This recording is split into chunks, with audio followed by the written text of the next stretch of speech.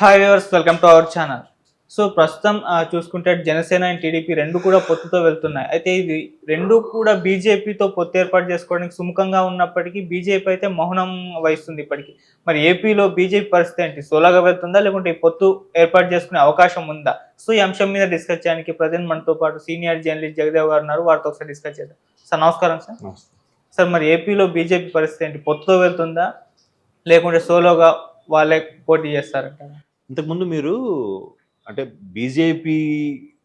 బీజేపీతో టీడీపీ జనసేన కలవడానికి కుతూహలం చూపిస్తున్నాయి, బట్ బీజేపీ మౌనంగా ఉందన్నారు కదా.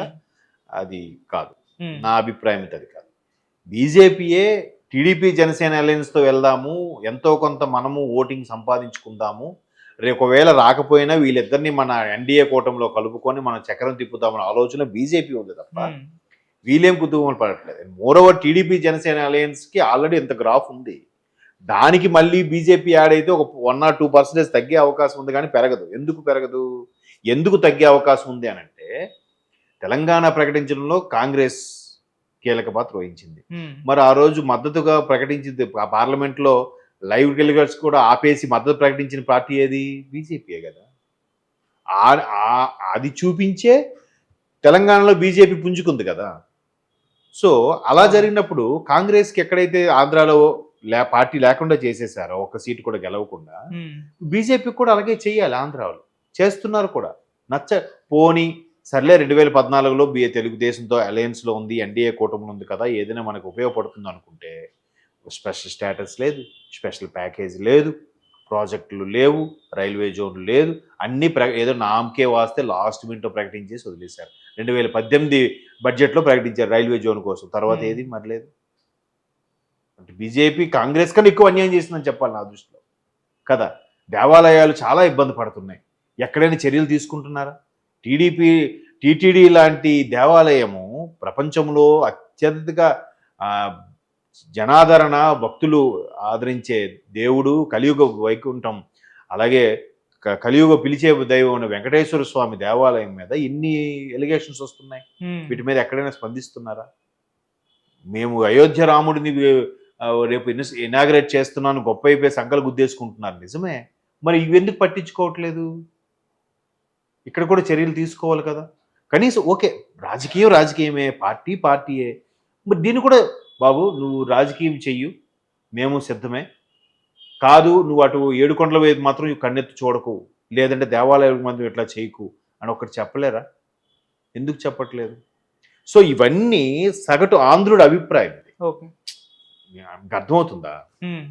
సో అటువంటి నేపథ్యంలో బీజేపీని కూడా ఎక్కడ తిరస్కరిస్తారో అని బీజేపీయే టీడీపీ జనసేన అలయన్స్తో కలిసి పోటీ చేయడానికి సిద్ధమవుతుంది. అర్థమవుతుందా?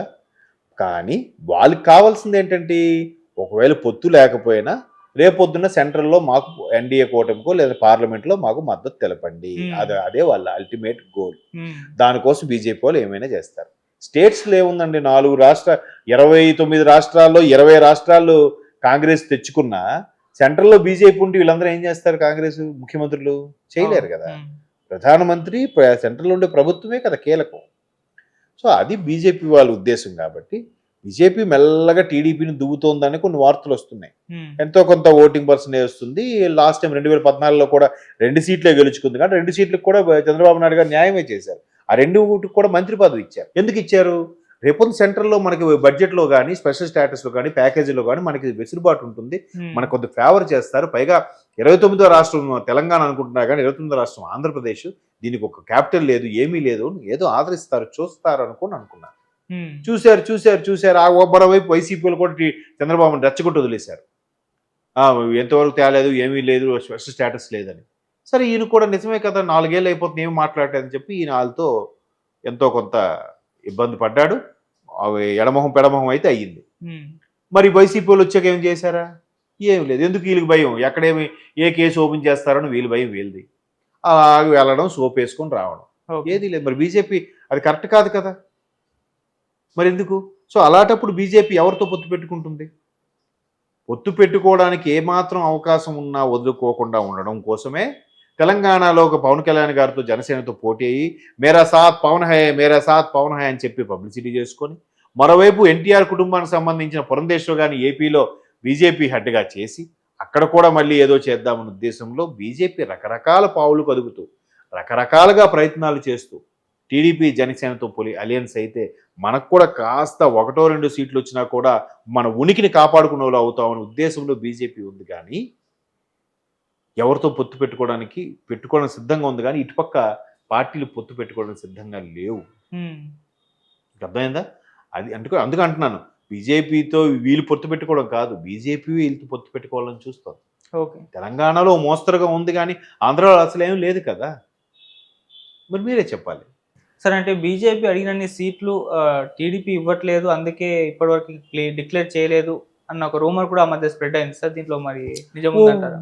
అయి ఉండొచ్చండి. ఎందుకంటే టీడీపీ గ్రాఫ్, ఇప్పుడు జనసేన టీడీపీ గ్రాఫ్ బాగుంటేనే తెలుగువారికి ఆ పవన్ కళ్యాణ్ గారిని నమ్ముతున్నారు, పవన్ కళ్యాణ్ గారు ఎంత కష్టపడుతున్నారని జనాల్లో ఆదరణ పెరిగింది. మరోవైపు ఇటువంటి గట్టు పరిస్థితుల్లో విజనరీ ఉన్న నాయకుడు కావాలి, చంద్రబాబు వస్తేనే కరెక్ట్ అనుకుంటున్నారు, వీళ్ళిద్దరూ కలిస్తే ఖచ్చితంగా బాగుంటుంది అనుకున్న నేపథ్యంలో జనసేనకే టీడీపీ వాళ్ళు 30 సీట్ల వరకు ఇచ్చే అవకాశం ఉంది. ఎందుకు? దానికి పవన్ కళ్యాణ్ గారు కూడా ఓపెన్గా చెప్పారు, నా పార్టీ అయితే పెట్టాను, కానీ పార్టీని సమర్థవంతంగా నడిపించడానికి, సమర్థవంతంగా ముఖ్యమంత్రిగా ఉండే లక్షణాలు నాకు నెక్స్ట్ మేబీ ఇప్పుడు లక్షణాలతో పని లేదు, సరైన సివిల్ సర్జన్స్ పెట్టుకుంటే వాళ్ళతో నడిపించవచ్చు. కానీ టీడీపీతో అలయన్స్ అయ్యాం కాబట్టి, ఆయన ఎలాగో అనుభవజ్ఞుడు కాబట్టి ఆయన మార్గంలో నడిస్తే మరి కాస్త నేర్చుకోవచ్చు, అప్పుడు మేము సీట్లు గెలుచుకున్న తర్వాత కూర్చొని డిసైడ్ చేస్తాము అన్నట్టుగా చెప్పు. నేను అభ్యర్థులు కాదు. మేబీ గతంలో కాంగ్రెస్ బీజేపీ బీఆర్ఎస్ ఎంఐఎం ఏం చేసింది, మేయర్ పదవికి 3 ఏళ్ళు వీళ్ళు 2 ఏళ్ళు వాళ్ళు ఉన్నారు, 3 ఏళ్ళు బీఆర్ఎస్ ఉంది, 2 ఏళ్ళు ఎంఐఎం ఉంది. సో ఇప్పుడు అక్కడ కూడా ఒక 3 ఏళ్ళు చంద్రబాబు నాయుడు గారు, 2 ఏళ్ళు పవన్ కళ్యాణ్ గారు ఉంటారేమో, లేదా ముఖ్యమంత్రి చంద్రబాబు గారు ఉన్నారు, అక్కడ డిప్యూటీ సీఎంగా పవన్ కళ్యాణ్ గారు ఉంటారేమో. తప్పే ఉంది? ఇప్పుడు ఇక్కడ బట్టి గారు డిప్యూటీ సీఎంగా ఉన్నారు కదా, ఆయన ఒక్కరికే కేటాయించారు, ఇంకెవరికి కేటాయించలేదు చూడండి. ఆ ఒక్కరికే కేటాయించలో ఒక హోదా, ఒక స్థాయి ఉంటుందిగా. డిప్యూటీ సీఎంగా ఉంటూ ఏదో ఒక కీలకమైన మంత్రి పదవి ఇచ్చారంటే, హోమ్ ఇచ్చారనుకోండి పవన్ కళ్యాణ్ గారికి, ఇంకేముంది? సీఎం తర్వాత సీఎం క్యాండిడేట్ కదా హోమ్ అంటే. అవును. సో ఇట్లాగా సర్దుబాటు చేసుకొని వెళ్ళిపోవాలని చూస్తున్నారు కాబట్టి బీజేపీ ఇంకా పాకులాడుతుంది, తాపత్రయపడుతుంది. అర్థమైందా? సో కాబట్టి నేనైతే మ్యాక్సిమం టీడీపీ జనసేన అలయన్స్ బీజేపీని ఒప్పుకోరు అని నేను అనుకుంటున్నాను. ఒప్పుకుంటే కొన్ని నష్టాలు కూడా ఉన్నాయి. మేబీ వాళ్ళు ఏమైనా మళ్ళీ నారాయణ గారు, సిపిఐ నారాయణ గారు అన్నట్టుగా చంద్రబాబు నాయుడు పవన్ కళ్యాణ్ మళ్ళీ బెదిరించి మీ మీద లేనిపోయిన యాక్ట్లు పెడతాము, లేదంటే జగన్తోనే పెట్టిస్తాము అని కూడా బ్లాక్మెయిల్ చేసినా చేయిండొచ్చు.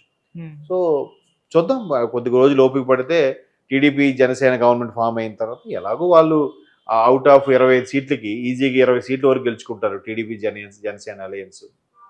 బీజేపీకి మద్దతు ఇస్తే అప్పుడు అందుకే కాంగ్రెస్, ఇప్పుడు టీడీపీ వాళ్ళు కూడా అందుకే ఆచితూచి అడుగేస్తున్నారు, ఎవడొచ్చినా మనకి కాంగ్రెస్ వస్తే కాంగ్రెస్ కావాలి, బీజేపీ వస్తే బీజేపీ, మనకు స్టేట్ అల్టిమేట్గా బాగుపడాలి, అంతే కదా. అప్పుల్లో కూరుకుపోయింది, క్యాపిటల్ లేదు, ఆ ల్యాండ్ ఇచ్చిన వాళ్ళు చాలా ఇబ్బంది పడుతున్నారు, ఇన్ని రకాల నిరుద్యోగ సమస్య ఉంది కదా.